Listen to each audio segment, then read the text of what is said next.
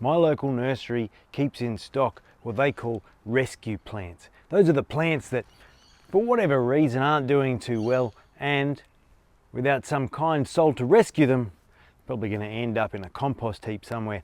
I like to call it the dead and dying section, because really that's what they are. Now, ordinarily, it's a fantastic place to nab a bargain, but you need to know how to treat the plants that you're getting. So today, I've picked up a plant, and maybe it's ego driven, I don't know, but I reckon I can bring this plant back from the brink. Get a load of this. What an absolutely munted Adenium obesum this is. Here we go. Let's see if I've nabbed a bargain or wasted my money on a plant that's just about to cark it.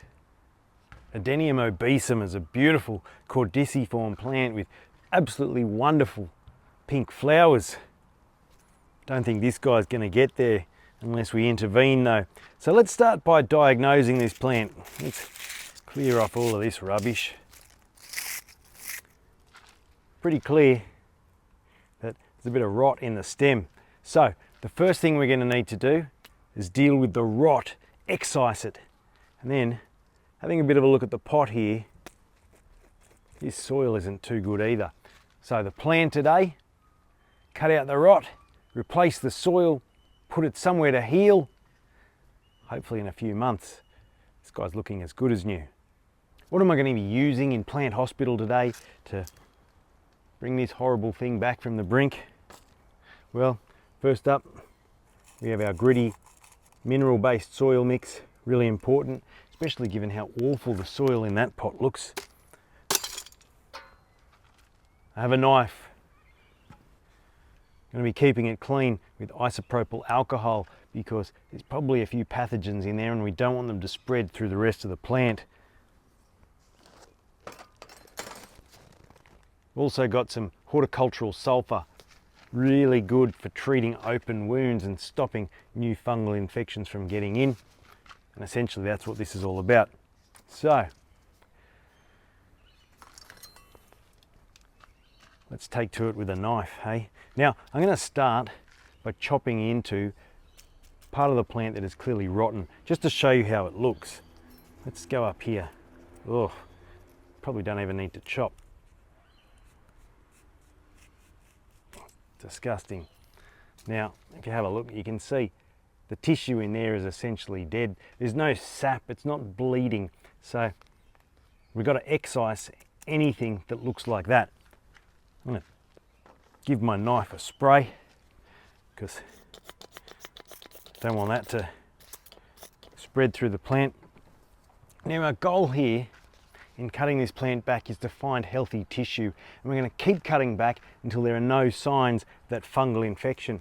If I look at this plant, I can see a discoloration starting around about here, and so I might chop it just a little bit lower. It's going to lose the bulk of its vegetation, but most of it's dead anyway. So here we go. Hopefully we'll see some sap bleeding out of this plant. And there we go. A little bit of white milky sap. What I might do, I'll take a little bit further down because it's not quite as healthy as I was hoping. Might even take it right back here. Here we go. Treat the knife again. Why am I treating the knife? Well, I've just cut into part of the stem which has got the pathogen in it. So if I don't treat it, if I don't sterilize this knife before doing another cut, all I'm going to be doing is spreading that pathogen into the new wound. All right, here we go.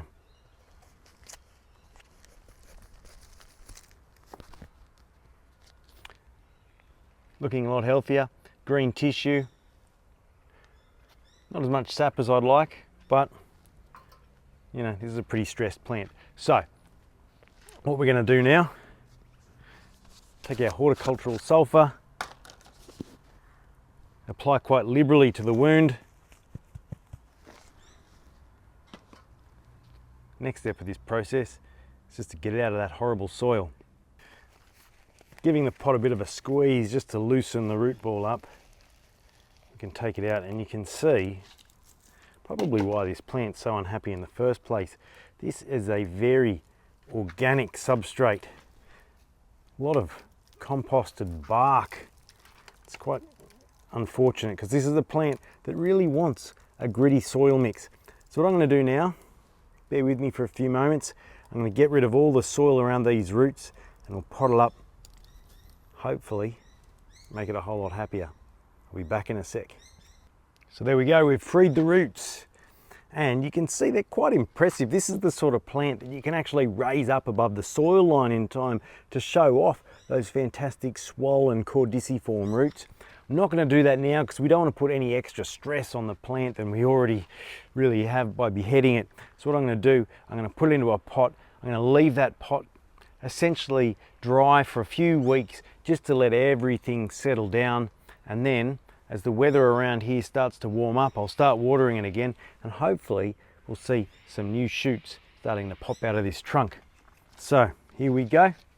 I'll pot this up now and I'll come back in just a moment. And there you have it. This plant is now primed, hopefully, to have a long and happy life. Don't go away because I want to show you how this is looking a little bit further down the line.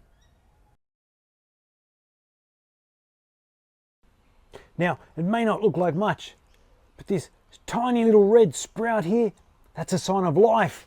It's back from the dead, or at least back from the brink of death. We've had a successful surgery.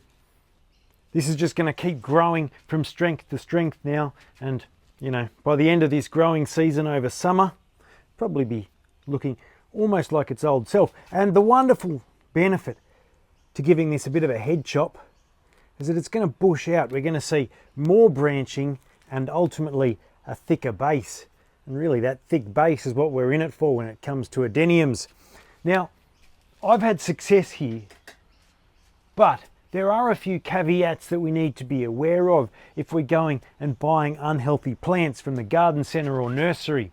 First of all, not everything can be resuscitated. Some plants are too far gone. How do we know? Well, check the stem. If the stem is mushy or soft all the way through, in all likelihood, that plant's a goner. The other thing that we need to be really well aware of is some plants are unhealthy, not because they're necessarily dying in itself, but they might be overrun with pests. And while pests can be treated, we need to be very careful about bringing them back into the rest of our collection, because what we don't want to do is spread pests all throughout our other healthy plants. So you're going to want to keep an eye out for some of the more common things like mealybugs, which typically show themselves through a thick white waxy substance wherever they're living. Spider mites, which, well, as the name suggests, they spin tiny little webs all over plants and then suck the sap out. You need to be very careful of those because they're very hard to get rid of.